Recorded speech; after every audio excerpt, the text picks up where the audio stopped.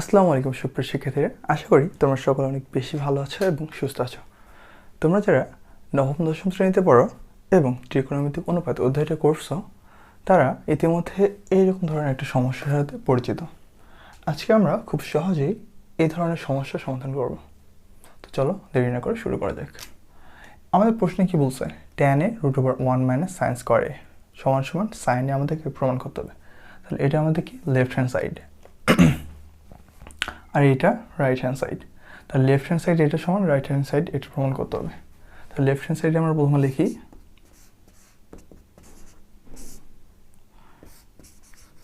tan a √1 - sin square a। এখন সর্বপ্রথম আমাদের এখান থেকে রুটটা সরাইতে হবে। আর রুটটা কীভাবে সরাবো? আমরা একটা সূত্র জানি ত্রিকোণমিতিতে, sin square a plus cos square a equal to 1। এখানে আমরা যদি cos বাম দিকে রেখে sin স্কয়ারটা ডান দিকে নিয়ে যাই, তাহলে কী পাই আমরা? cos square a plus sign উপর গেলে -1 - sin স্কয়ার a। তাহলে আমরা 1 - sin স্কয়ার এর জাত কি লিখতে পারি? cos square a। তাহলে এখানে 1 - sin স্কয়ার এর জাত কি লিখবো? cos square a। তাহলে tan a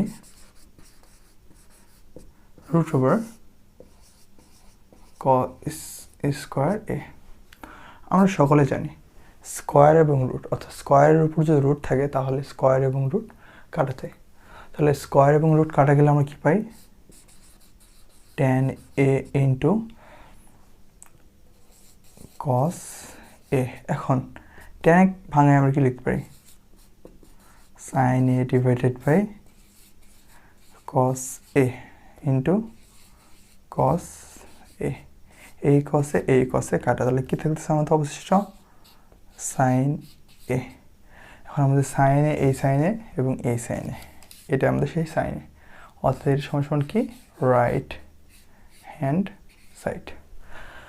আশা করি সকলে বিষয়টা বুঝতে পারছো। এখন এখানে আমাদের একটা সন্দেহ থাকে tan a নিয়ে, কারণ tan এর সমান আমরা কি জানতাম? tan এর সমান আরেকটা সূত্র জানি, tan এর সমান 1 ডিভাইডেড বাই cot a। এখন আমরা যদি এই সূত্রটা এখানে অ্যাপ্লাই করি তাহলে কি হবে না? অবশ্যই হবে। কিন্তু এই সূত্রটা যদি আমরা এখানে অ্যাপ্লাই করি তাহলে এই সূত্রটাকে আবার ভাঙায় আমাদের cos নিয়ে আসতে হবে। কীভাবে cos নিয়ে আসতে পারি আমরা?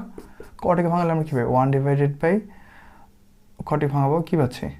cos a divided by sin a। তাহলে sin এখন উপরে গেলে কী হচ্ছে? sin a divided by cos a। দেখেন এইটা এবং এইটা মিল আছে, তাই না? এইটা এখানেও লিখতে পারি। যদি এটা আমরা এখানে একবারে লিখি তাহলে আমাদের লাইন অনেকগুলো শর্ট হয়ে যাচ্ছে, আর এইটা যদি আমরা লিখি তাহলে আমাদের আর 2-1টা লাইন এক্সট্রা করতে হচ্ছে। এইটুকুই পার্থক্য, তাছাড়া অন্য কোনো এখানে পার্থক্য নেই।